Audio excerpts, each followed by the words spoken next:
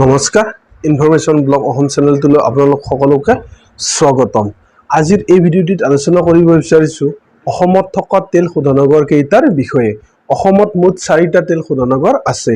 অসমৰ তিনিচুকীয়া জিলাৰ ডিগবৈত অৱস্থিত ডিগবৈ তেল শোধনাগাৰটো হ'ল অসমৰ প্ৰথমটো তেল শোধনাগাৰ। ই কেৱল অসমেই নহয়, গোটেই এছিয়াৰ ভিতৰত সকলোতকৈ পুৰণি তেল শোধনাগাৰ হ'ল ডিগবৈ তেল শোধনাগাৰ। 1901 চনত অসম ৰেলৱে আৰু ট্ৰেডিং কোম্পানীয়ে এই তেল শোধনাগাৰটো স্থাপন কৰিছিল। এই তেল শোধনাগাৰটোৰ পৰিশোধন ক্ষমতা প্ৰতিদিনে 500 বেৰেল আছিল যদিও অসমত খাৰুৱা তেলৰ উৎপাদন বঢ়াৰ লগে লগে ইয়াৰ ক্ষমতা 0.5 পৰা 0.65 মিলিয়ন মেট্ৰিক টনলৈ ইয়াৰ ক্ষমতা বৃদ্ধি কৰা হয়। বৰ্তমান ডিগবৈ তেল শোধনাগাৰটো অইল ইণ্ডিয়া কৰ্পোৰেশ্যন লিমিটেডে পৰিচালনা কৰি আছে। অসমৰ দ্বিতীয়টো তেল শোধনাগাৰ হ'ল গুৱাহাটী তেল শোধনাগাৰ।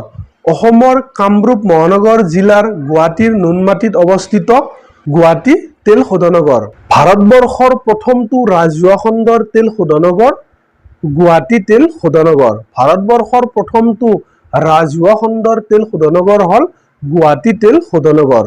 1962 চনত ৰোমানিয়াৰ সহায়ত 17.29 কোটি টকা ব্যয় সাপেক্ষে গুৱাহাটী তেল শোধনাগাৰটো স্থাপন কৰা হৈছিল।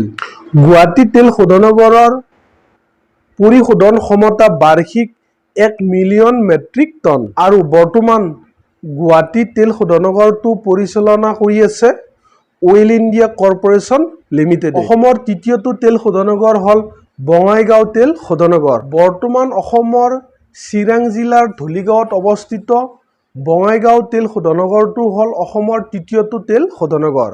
1972 চনৰ 19 জানুৱাৰী তাৰিখে এই তেল শোধনাগাৰটোৰ আধাৰশিলা স্থাপন কৰা হৈছিল। বৰ্তমান বঙাইগাঁও তেল শোধনাগাৰৰ পৰিশোধন ক্ষমতা 2.35 যদিও 2.7 মিলিয়ন মেট্ৰিক টন পৰিশোধন কৰিব পাৰে এই তেল শোধনাগাৰটোৱে।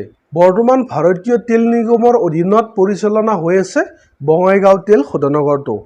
অসমৰ চতুৰ্থটো তেল শোধনাগাৰ হ'ল নুমলীগড় তেল শোধনাগাৰ।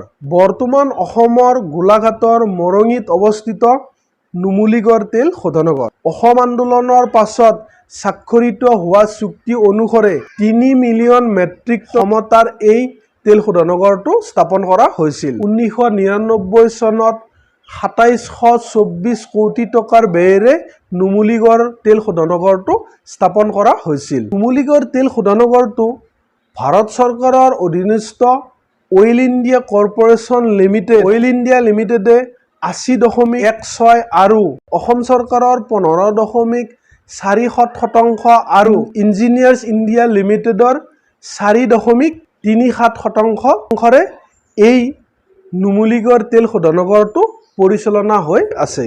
গতিকে ভিডিঅ'টো কেনে পালে কমেণ্ট কৰি জনাব। যদি মোক ইউটিউবত চাই আছে আৰু যদি ভিডিঅ' ভাল লাগিছে প্লিজ ছাবস্ক্ৰাইব কৰিব। আজিলৈ ইমানতে সামৰিছোঁ। আকৌ এটা নতুন ভিডিঅ'ৰ সৈতে আপোনালোক সকলোকে লগ পাম। তেতিয়ালৈকে জয় আই অসম।